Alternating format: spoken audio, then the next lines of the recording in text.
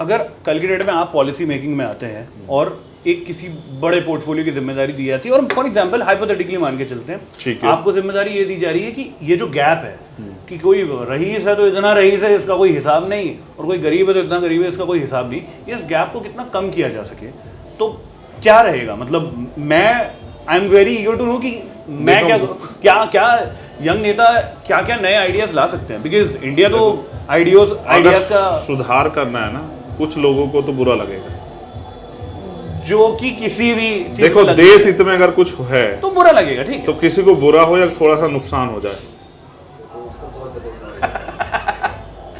देखो हम कुछ कर ही नहीं सकते। देखो अब ये भी आजादी है, अब उनको इस बात से कोई मतलब नहीं ना किसी को परेशानी हो या ना हो। बाहर ढोल के आवाज से डेक बज रहे हैं। मैं इस मामले में सभी के खिलाफ हूँ। धर्म आपका व्यक्तिगत मामला और वो चार दीवार के अंदर है तो बहुत अच्छा है।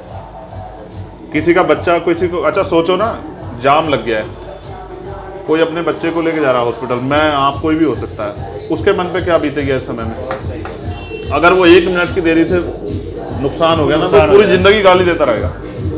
अगर कोई अपनी माँ को, बीवी को, बच्चे किसी को लेके जा रहा है, किसी की ट्रेन है, किसी की का फ्लाइट है, उसको क्या होगा? वो तो अपने टाइम शेड्यूल चल रहा है। उस समय ये लोग उनके खिलाफ, उस समय इन लोगों में ना उनको आरोपियों से, अपराधियों से ज्यादा नहीं लगेगा।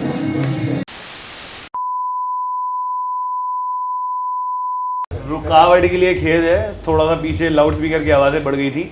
बाबा साहेब अम्बेडकर के आप सोच को, विचारधारा को बहुत ज़्यादा प्रमोट करते हैं। मैं आपके दिल के अंदर से वो छोटा सा पीस जानना चाहता हूँ कि आप उनके बारे में क्या सोचते हैं। आपका क्या था फैन बॉय मोमेंट होता है उनकी किताबें पढ़ते, मतलब सामने भी? जब भी मैं कहीं भी किसी भी फील्ड में मुझे ऐसा लगता है कि यहाँ मुझे इसको एक बार और सोचने समझने की जरूरत है, तो मैं डॉक्टर बाबा साहब अम्बेडकर को पढ़ता हूँ। क्योंकि जिन फील्ड में आज हम काम कर रहे हैं, चाहे वो सोशली हो, पॉलिटिकली हो, इकोनॉमिकली हो, इसके साथ साथ चाहे वो रिलीजन बेस हो, तो डॉक्टर बाबा साहब अम्बेडकर हमारा मार्गदर्शन करते हैं। मैं जब उनको करीब से पढ़ता हूँ, उनके जीवन को मैं पढ़ता हूँ, किन बुरी परिस्थितियों में उन्होंने अपने आप को खड़ा रखा और उन्होंने किस तरह से हम लोगों के लिए नए अवसर पैदा किए और देश के लिए उनका कितना बड़ा समर्पण था। उनके कमिटमेंट को हम लोग याद करते हैं कि जब उन्होंने कहा कि मैं इस काम को करूंगा तो करूंगा, और जब उन्होंने जिस काम को करने में विफल हुए तो उन्होंने केंद्रीय मंत्री के पद से, कानून मंत्री के पद से इस्तीफा दे दिया। ये भी एक उनका डेडिकेशन है, उनका कमिटमेंट है। बाबा साहब अम्बेडकर हमें बहुत सीख देते हैं। बाबा साहब, बेसिकली मैं बाबा साहब को पूजता नहीं हूँ, उनको पढ़ता हूँ। आज मैं आपके चैनल के माध्यम से ज़रूर कहना चाहता हूँ, स्पेशली उन लोगों को जो बाबा साहब अम्बेडकर को मानते हैं, बाबा साहब अम्बेडकर ने कॉन्स्टिट्यूशन के आर्टिकल 25-26 में धार्मिक आज़ादी की बात कही सभी के लिए।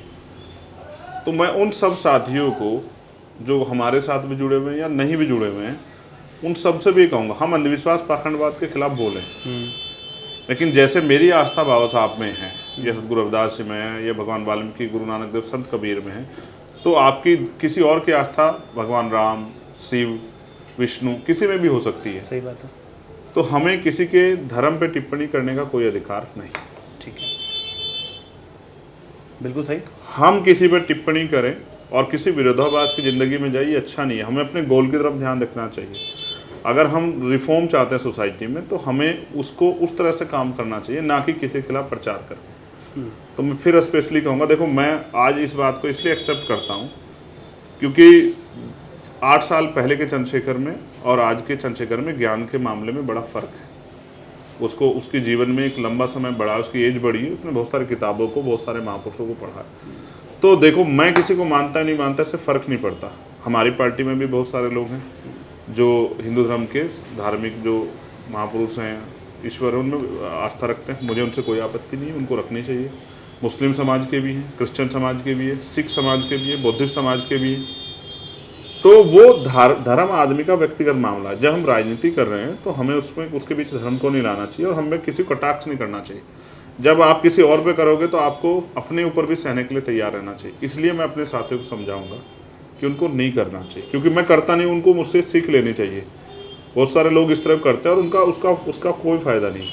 हम प्यार बढ़ाएं, ना कि नफरत। सही बात है। तो मैं ये मेरी इसलिए भी अपील है क्योंकि बहुत सारे लोगों ने मुझे बहुत सारी चीज़ों के खिलाफ मतलब उस तरह का बना के खड़ा किया अपने एजेंडे में कि चंद्रशेखर ये करते हैं। बिल्कुल नहीं करता हूँ, ना मुझे इससे कोई फ़र्क पड़ता है। मुझे इसमें कोई इंटरेस्ट नहीं कि आप किस धर्म को, किस ईश्वर में आस्था रखते हैं, मुझे इससे कोई फ़र्क नहीं पड़ता।